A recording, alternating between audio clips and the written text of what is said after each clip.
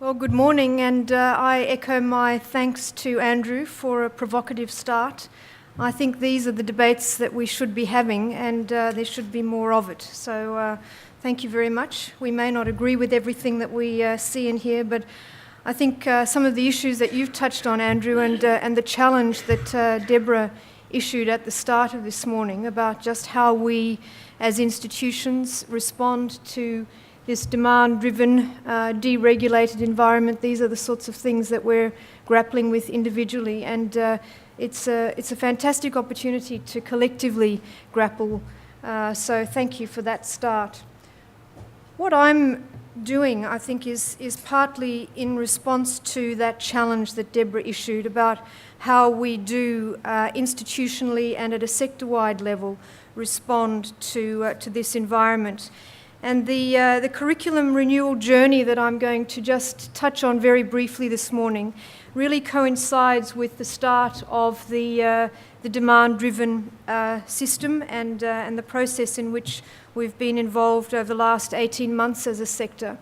And as I look out on the audience at many colleagues with whom I have worked and that I know well, I want to just reiterate the reason for the title here. It's not so much about what you should do or how one might do it, but as I reflected on some of the things that we as a university have learnt over the last 18 months through this whole of institution curriculum renewal process, with a particular focus on blended learning and technology-enhanced learning, I thought it might be instructive to share with you some of the lessons that have been learnt, certainly that I've learnt, and that we are learning together. And the University of Western Sydney has received many mentions from Minister Pyne in recent weeks, and it is a fascinating place to work, I can tell you. And one of the lessons, as I start this reflection on the lessons around how one moves through a major whole-of-institution curriculum renewal strategy is starting with why. I'm not going to go over the details of what the strategy involves. In the notes that I've provided for the program, you can read about the details, 3-year strategy, whole-of-institution strategy around curriculum renewal. But I would like to just paint a contextual picture for you, because I think it illustrates some of the issues that we've seen coming through in the questions that have been raised about how an institution like the University of Western Sydney operates effectively and maintains its focus on quality teaching as well as research. We're not foregoing that, I can assure you.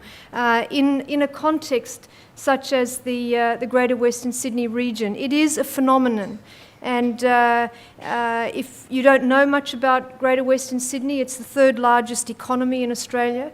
It provides and contributes $95 billion worth of funds to the Australian economy, to the GDP.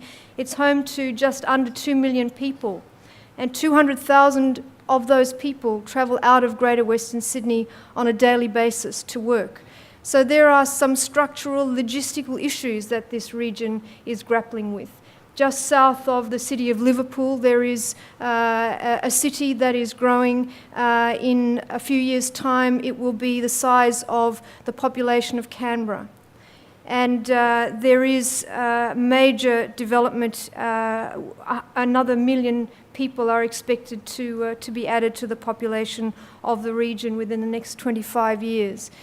With these changes, you can imagine there come major economic, social challenges and opportunities, and they are indeed, for many of us, a form of wicked problem. If it's part of a whole-of-institution disruption, such as the one that we've introduced, it is really important to make sure that there is clarity around the definition, particularly if you're expecting your academic staff to engage with this strategy. So in 2012, we spent a lot of time talking with students, talking with staff, academic and professional staff, going to schools, our academic departments, meeting with disciplinary groups around this definition. And it morphed quite considerably from what we started with, and I can tell you that that was time well spent.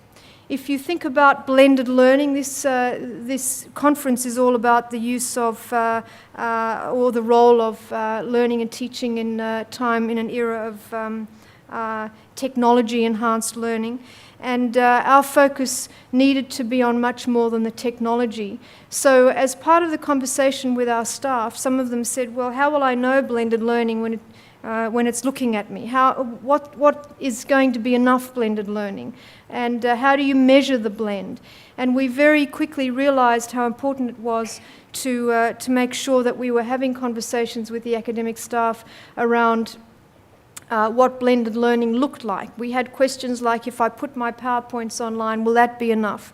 And we got to a stage where one of our academic development staff hosted a conversation across the university around a student-centered focus on blended learning in the curriculum. And we're now working with definitions focused on what students are doing at any particular time in a particular subject area. How much time do they spend in class, in face-to-face learning environments, online? How much time are students spending on assessment tasks? So this process has actually shifted the conversation away from what content will I squeeze into my subject or my unit, how will I use the iPad, to what will my students be doing in this process. And we all aspire to and we know the theory around student-centered learning, but I can tell you that this journey has been, for us as an institution, an experience in shifting a focus and shifting a conversation progressively from content to what students are doing in the learning within those units. So negotiating and renegotiating. Just a few weeks ago, I was talking to a few students who, 18 months down the track, raised at our academic senate this issue of being forced online. And I was quite taken aback. You think you've communicated a message about what blended learning means, but it was a really instructive lesson for me at the time to keep communicating and recommunicating and renegotiating what this notion of blended learning means, however you define it at your institution. And what these students were concerned about was that in their particular subject area, they were not comfortable with the particular emphasis on online delivery of lecture material. And it was a pretty confronting conversation. They said, what's this blended learning thing anyway? And we had, by the end of 2 hours, we came to a compromise, and we talked about the importance of hearing the student voice and getting their feedback through this process. So I'm here to tell you that it's not a perfect process. We are by no means doing the blended learning thing in a perfect way without hiccups along the way. But the message, I think, in this environment is certainly, as Andrew and a few others this morning that I've spoken with have reminded us, in an environment where you are disrupting and where there is fierce competition, that quality of the student experience and listening to the student voice is more important than ever. And I predict that we will see a lot more of this focus on how we gather that information on the student voice. So we are living that experience, and it's a lesson in listening as well as adapting. If you want to know how we are renewing the curriculum, this is a one-slide snapshot of the 3-year process that we're engaged in, a very simplistic representation. But basically we are going unit by unit or subject by subject through the first year, second year and third year of our undergraduate curriculum. The curriculum renewal strategy is about looking at all the things you know to be good practice around mapping, aligning our learning objectives with learning activities and assessment. I won't go into the details of that, but it truly is a drilling down into what we are doing unit by unit within a whole of program perspective, and the role of technology in actually enabling that reform has been a critical part of this journey. So the curriculum renewal strategy, I'll come back to how we're demonstrating the metrics and reporting that to our students and our staff, but basically over 1,000 units by the end of 2015, and a close monitoring of how those units fit into a whole of program map. The third lesson learnt really is a segue from what I was just talking about, and that is engaging people early and often. And for many of you, I know that this is familiar territory. For us, a blended learning strategy doesn't just mean looking at what students are learning in formal curricular and learning contexts. It has also meant making sure that we engage the staff, for example, who design our learning spaces. And it has been a major investment for the university in looking at how we redesign those formal and informal learning spaces. We've invested heavily in professional development for our academic staff, and we've also invested in trying to look at different ways of gathering student perspectives on their learning experience and their experience of this curriculum renewal. We certainly do have a substantial and increasing online component to the material that we are preparing, but we continue to place an emphasis on the on-campus experience.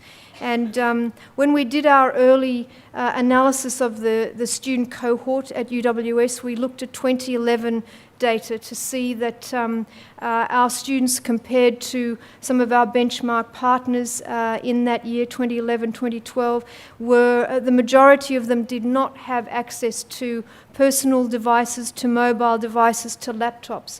They relied heavily on, and they continue to rely heavily on, desktop computers that we offer in labs and libraries.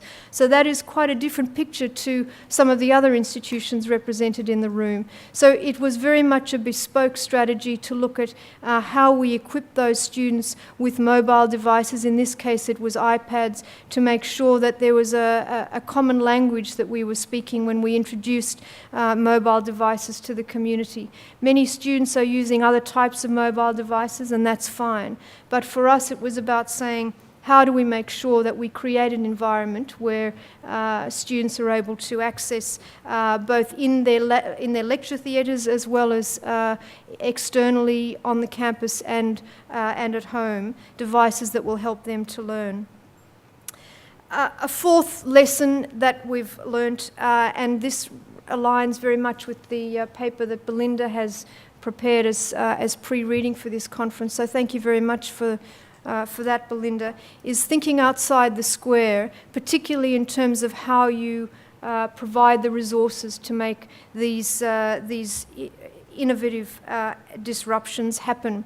So thinking outside the square leads us to an oval, and I've given you that website, and I encourage you, if you've got a mobile device, to have a look at our URL, look at that URL, look at our website.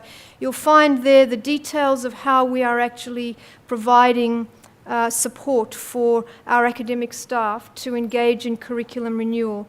And for us, it has been about what my good friend Shirley calls an army of professional staff. We call them blended professionals.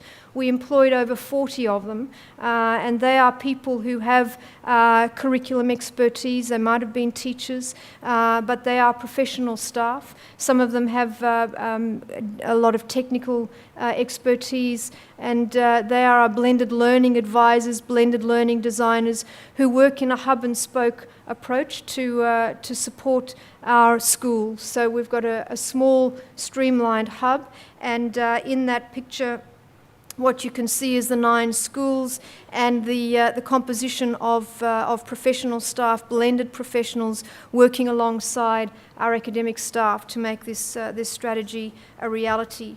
A further set of circles you can see here. Again, don't worry about reading the text, although if you look at our website you'll see this.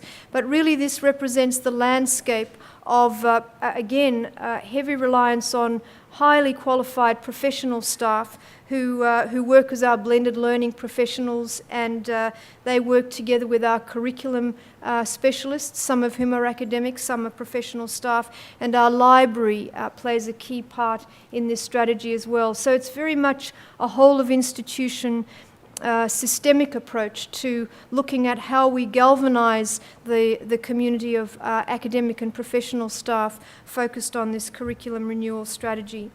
I'll move to the last point now, and this relates very much to the paper from the Solar Group, and again, thank you for that. The focus on learning analytics, and I appreciate that focus not just on gathering the data, but looking at how this helps us to be more efficient.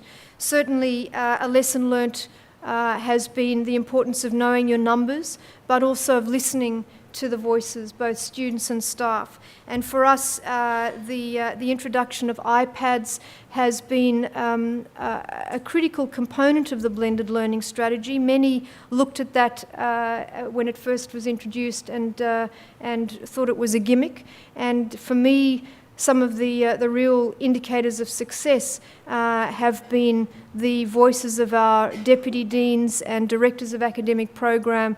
One deputy dean at the end of last year stood up and said, look, at the start of this year I was a skeptic, didn't think it could be done, but now I'm a convert. I can actually see how these things can make a difference to learning.